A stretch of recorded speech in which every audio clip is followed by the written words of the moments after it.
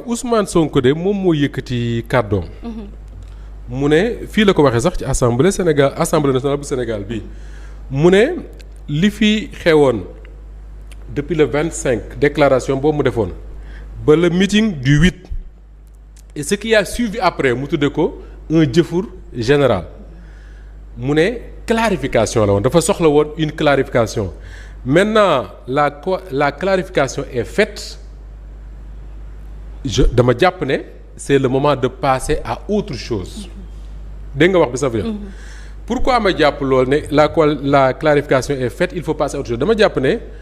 Ousmane Sonko le fait que mu def cette déclaration là mu def ba pare woo son parti à organiser un terrain meeting dafa am lu xew mooy di ne Ousmane Sonko lui-même il sait que Sénégal su fekkoon ne amoon na des sondages d'opinion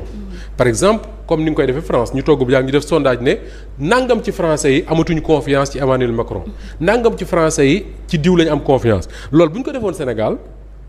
Ousmane Sonko dina rendre compte lui-même que ni légitimité bi mu amoon popularité bi mu amoon ci Sénégalais yu bëree bëri li mu nekk Premier ministre depuis pratiquement 2 ans wàññiwu ko. mais comme loolu amul qu'est-ce qu'il fallait faire mooy woo ay nitam ne leen wuy si leen ma su ay nitam wuy see ni nga xam ne noonu la bëggee wala kawe na njortam su boobaa mu ne mu wan ñi nga xam ne ñoom la séq la classe politique te loolu da nga ciy jàpp l'opposition le président de la République et la coalition bi nga xam ne moom la ñu nekk di restructurer après que ni lu ci mënti am man ngeen a wax lu leen neex man ngeen a restructurer lu ngeen bëgg man ngeen a xëcc ku leen neex mais nit ñi moom man lañ àndal ba léegi. je pense qu'il a voulu faire cette clarification là et je me dis quelque part que ni il a réussi ce coup. lui-même il dit maintenant que clarification bi def nañ koo pare il faut passer à autre chose gis nga Safiatou man tey du ma ne la page de nu ñu ko tuddee sax la page du contentieux wala du différend. maanaam rumeur yi ak yooyu. rumeur yi nekk naan danañ bàyyanteeg du ñu ànd ak danañ ànd ak yooyu. cette page là je pense pas que ni c'est derrière nous. je pense pas mais li ma yaakaar mooy il faut construire un avenir et lu mën a nekk la. je veux dire quoi mooy yaakaaruma benn yoon que ni Bassirou Diomaye Faye ak Ousmane Sonko après ce que Ousmane Sonko a appelé la clarification. ñoom tout est nice tout est ok léegi y a plus de problème on continue. da nga jàpp ne ils doivent consolider leur relation. merci beaucoup man loolu laa jàpp dama jàpp ne à partir du moment où la clarification est faite et je cite Ousmane Sonko li ñu war a def mooy liggéey à consolider leur relation. te ñoom ñaar ñëpp dañ ci am intérêt xam nga lu tax. Bassirou Diomaye Faye moom la ñu dénk réew mi en 2029 il va devoir présenter un bilan. un bilan boo xam ne quel que soit kuy nekk le candidat de Pastef à l'époque buñ ci àggee muy moom wala muy nekk Ousmane Sonko ñoom ñaar ñëpp ils vont l'assumer te ce bilan là mënuñu ko am su fekkee dañoo tàggoo parce que bu ñu tàggoo y aura une crise politique qui va s'installer au Sénégal pendant au moins 1 an wala 2 ans bu boobaa lu ñuy liggéey ci réew mi dara tous nada à partir du moment où ñoom ñaar ñëpp xam nañ ne ànd bii ñu ànd mooy njariñu réew mi te beneen bi mooy muy le président de la République muy Ousmane Sonko et man c'est ça qui me rassure quelque part ñoom ñaar ñëpp ils sont conscients d'une chose xam nga mooy lan moo leen andi fi ñu nekk y a des gens qui sont morts pour sor wax naa ko fi plusieurs fois ñoom ñaar ñëpp ils sont conscients de ça et ils sont conscients d'une chose que ni tey le pouvoir Pastef finalement ne tient que parce que les deux là sont ensemble xam nga lu tax tey ñaanuma ko yàlla su amoon un divorce l'actuel président ne bon de toute façon man comme nii la demee damay disons mu ne damay arrêter sama mandat par exemple wala ma am un empêchement quelconque je sais pas des choses comme ça peuvent arriver mais su boobaa ñëpp toute la classe politique dañuy dem wutiwaat ñun ñëpp dañuy delluwaat sur la ligne de départ donc tey l'intérêt mooy que Ousmane Sonko ak Bassirou Diomaye Faye restent ensemble consolider seen relation su fekkee ne et là foofu d'ailleurs la ñu war a wanee ñoom ñaar ñëpp que ni li Sénégal yi yaakaar ci ñoom mat nañ ko dëgg xam nga mooy lan Safiatou mooy cette capacité bi permettre ngeen am ay contradiction ci wàllu politique ngeen gérer ko ba du yàq liggéeyu état bi mooy tey y a une coalition bu ñu nekk di restructurer ci turu Bassirou Diomaye Faye waa Pastef ne ñoom xalaatuñ ko ña nga ca leneen ñoom apte comment faire pour que ces deux là bañ a yàq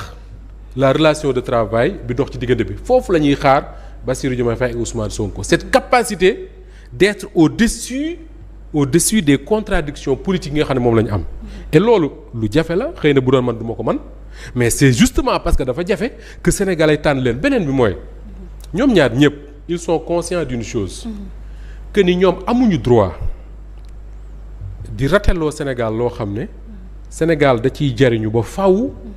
Afrique di ci jariñu ba faw ma jox la ci lu leer Zaviatou Mamadou Dia ci boppam dafa bind ne le fait que Senghor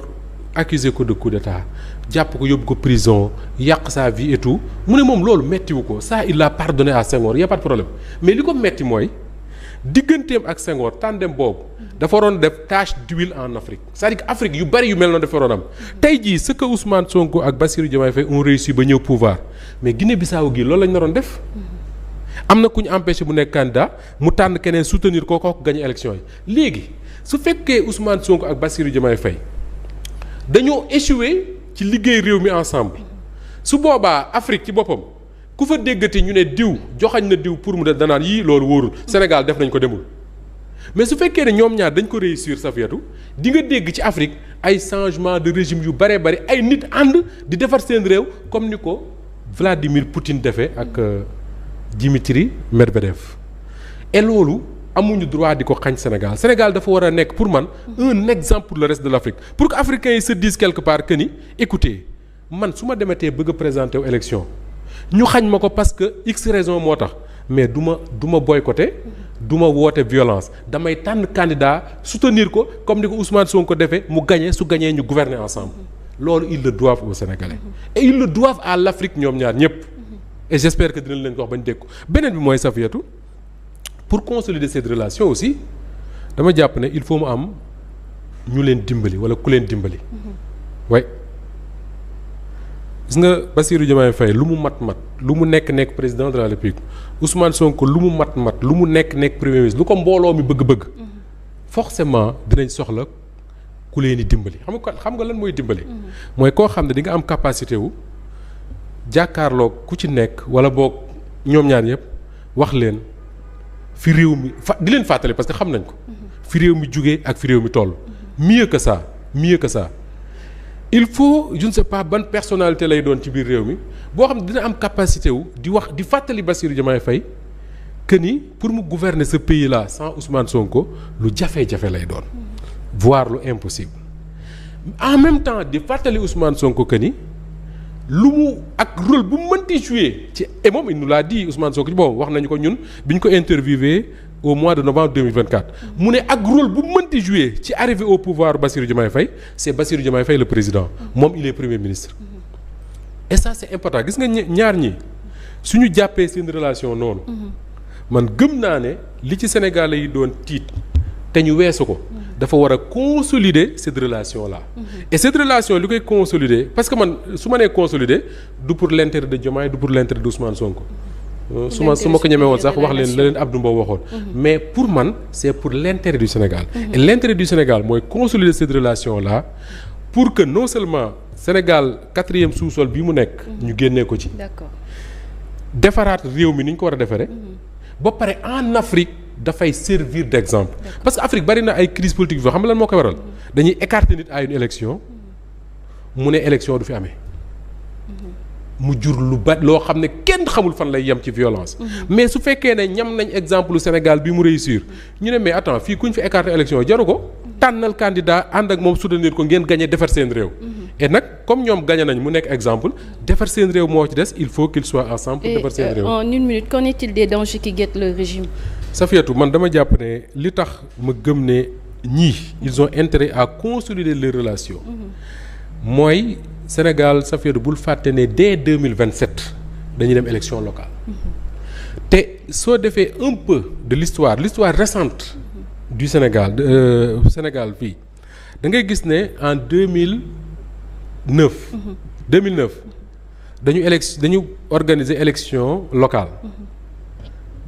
la coalition Benno Siggil Sénégal gagné dëkk yu bëree bëri. ci la fa Khalifa Sall gagné la mairie de Dakar Macky Sall gagné la mairie de Fatick.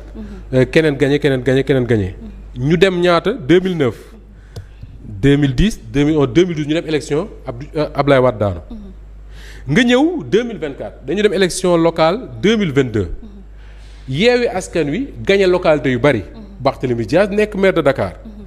xawma nan nekk maire Yoff Jamil Sané nekk maire Parcelles Ousmane Sonko gagné Ziguinchor Babacar Diop gagné Thiès keneen gagné feneen 2022 2023 2024 ñu dem élection régime Macky Sall daanu. Ce qui veut dire quoi que ni le pouvoir actuel on me dira que ni ñële ci deuxième mandat lañ nekkoon alors que Diomaye ci premier mandat la nekk c'est vrai il faut prendre ça en compte dans la comparaison mais li am solo mooy l'élection locale de 2027 c'est très important pour le pouvoir et loolu moo tax d'ailleurs Ousmane Sonko doon wax à la fële meeting ba ne dem leen ngeen bindu ji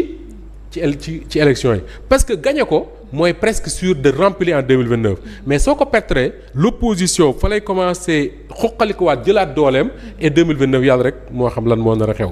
et d'ailleurs man ce que j'en sais ci lu néew mooy cette opposition là elle fera tout vraiment tout pour aller ensemble aux élections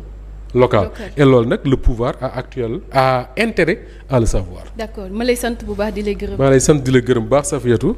léegi rek ñi may déglu di ma seetaan on se donne rendez-vous dans quelques minutes ci keppaar gi. d'accord ci keppaar gi noonu nag la ñuy jaaree tàggatoo bu dul tàggatoo nuyu Mame Mariam Sylla foofee sa France ak ñoom biiru ñoom ñëpp ñu ngi leen di